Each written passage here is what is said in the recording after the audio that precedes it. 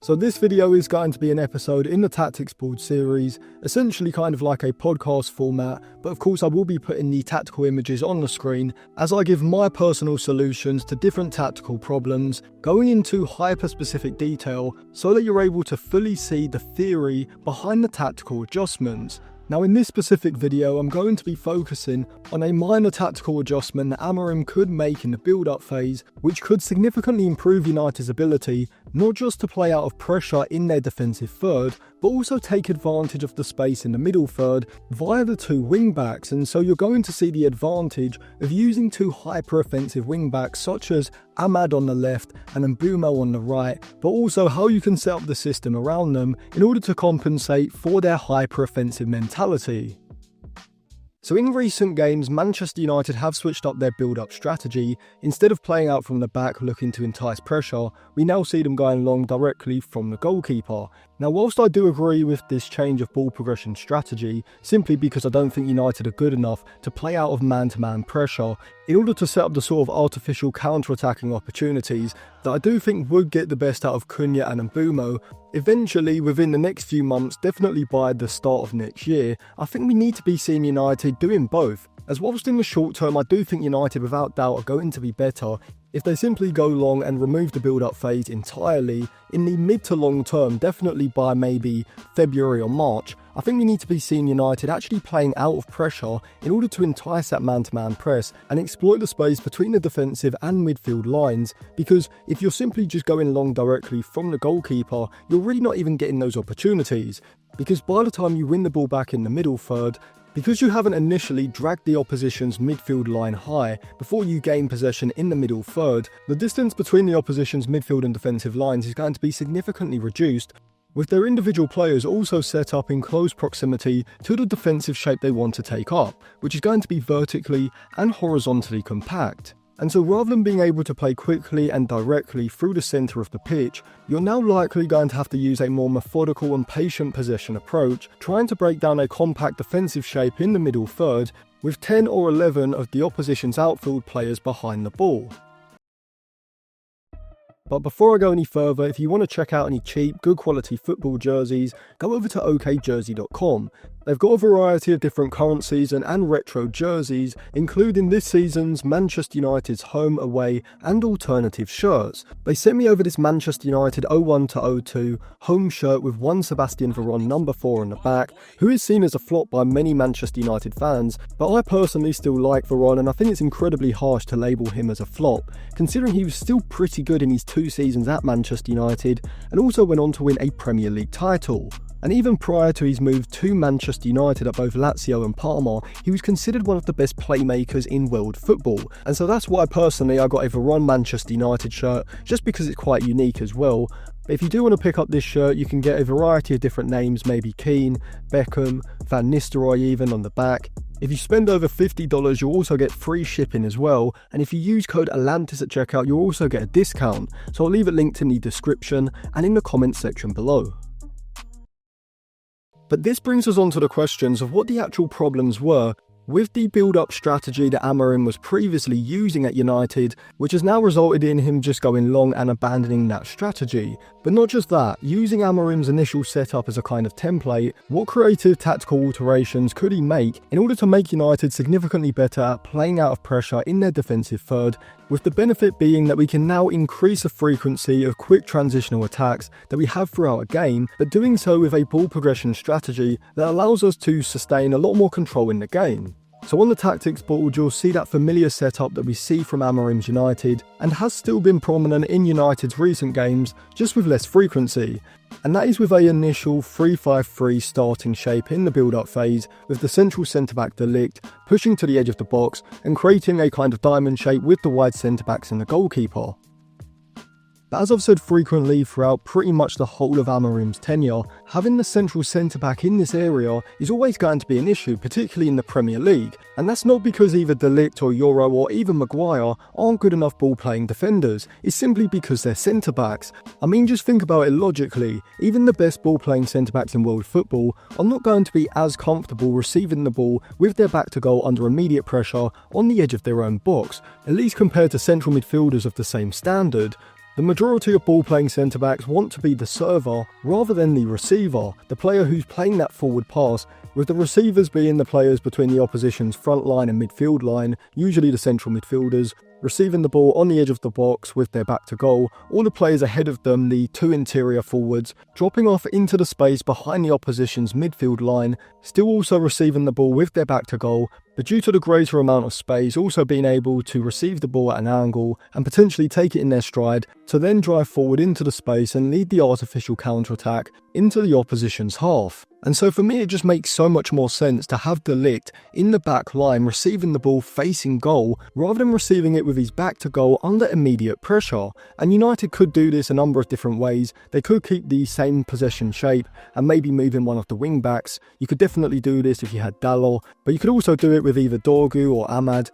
But I actually think a better solution could be to slightly alter the possession shape, but keeping the same ball progression strategy. And what I mean by this is that rather than having the Ligt in front of the goalkeeper, essentially receiving the ball at a near 180-degree angle with his back completely to goal, you can simply drop him into the back line between the goalkeeper and right-sided centre-back. Now you can either do this in active play, having the Ligt initially sit at the top of the box, and then as the ball goes over to the left side or the right side, dropping in between Leymans and Euro, which could work if the Ligt was being strictly man-to-man pressed and you wanted to drag one of the opposition's forward players into a higher position in order to maximise the space between their midfield and front lines. But you could also just leave the midfield double pivot ahead and have the Ligt starting in essentially what could be considered a back six or even a back four, to be honest. But I'm sure you're wondering, what is the actual tactical significance of simply dropping one player into a deeper position?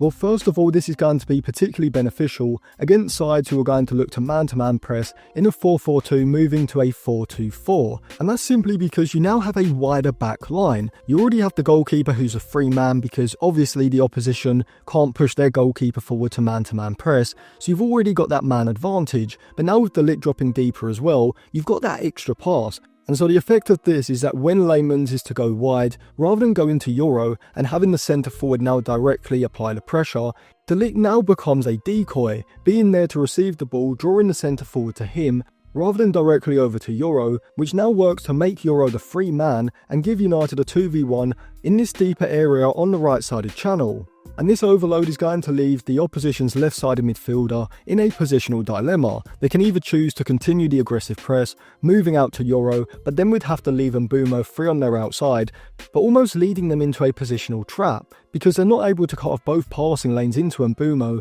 The first one's going to be Euro straight down the line into Mbeumo's feet into that space. That's if the opposition's left-sided midfielder decides to sit narrow and cut off that incisive pass, splitting him and the central midfielder on his inside, trying to find the feet of Mason Mount, but as a trade-off giving Mbeumo the space on the outside and opening up that passing lane straight down the line. Or he can instead sit wider and track Mbeumo's run deep, which is simply going to open up the space in front for Euro to carry into efficiently before the opposition centre forward can get across, setting up the final stage to allow United to play out of the high pressure in the build-up phase and set up a promising artificial counter-attacking opportunity.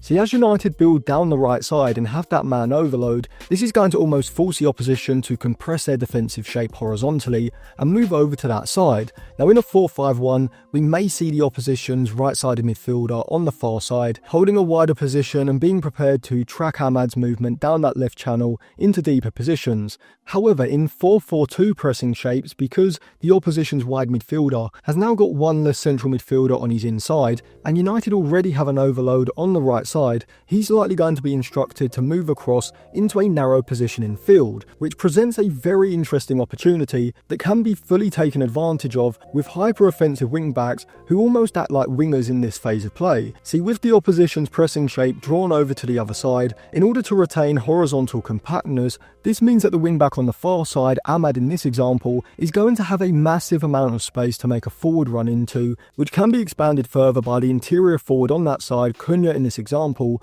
moving in field in order to drag the opposition's right back not only into a central area opening up the space on his outside, but also higher up the pitch as well, looking to maximise Ahmad's advantage in terms of distance both horizontally and also vertically when he does eventually get released on this left side. And so now you have two main ball progression outlets from both flanks, both coming from the wing backs. You can either look to utilise this overload on the right side with Euro carrying the ball forward into space, with Mbeumo looking to run off of the back of the left-sided midfielder, where from United can look to find him, either with Euro playing an incisive pass splitting the midfield, into Mason Mount who first time can then pop the ball off to Mbeumo, or you could look to use a few more shorter passes in the passing sequence, potentially going into Bruno Fernandes first or into Mason Mount, laying off for Bruno, who can then look to find Mbeumo's movement ahead of Mason Mount into that space that's been created by Mount's deeper movement, dragging the left back high on United's right side. Whatever you choose to do, if you're going down the right side, you're going to be looking to release Mbeumo, for him then to carry the ball into the open space, leading the artificial counter-attack into the opposition's half. But if the opposition does a very good job of shifting over, being incredibly horizontally compact, and being hyper-aggressive with their man-to-man pressing, with their wide midfielder on this side also doing a very good job of tracking Mbeumo and stopping him getting goal side, then rather than looking to take advantage of the overload on this right side by playing directly down that channel, you can instead look to take advantage of the overload specifically by taking advantage of the opposition overcompensating and shifting to your right side and leaving excess space on the far side. And this can be done with Cunha making a curved run, initially deeper and then over to the right side, either leading to the opposition's right back following him, subsequently leaving more space for Ahmad, or if he holds his position and leaves Cunha free, now Cunha can simply drift into an area in behind the opposition's midfield line, looking to receive the ball to feet before turning and driving forward. But either way, you've set up the situation where the opposition's right back is in a positional dilemma, and United now have the advantage of having either Cunha centrally as the free man, or Ahmad on the far side as a free man, and you can exploit this either with Euro playing an incisive pass